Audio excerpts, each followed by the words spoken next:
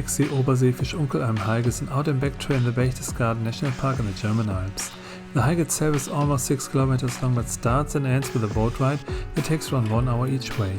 There are many great places along the trail to stop and take a break, and you could also get food or drinks either at the Fischunkelalm or a restaurant close to the boat stop in Salet. Another amazing option is to extend the route and hike to the Fall, Germany's highest waterfall.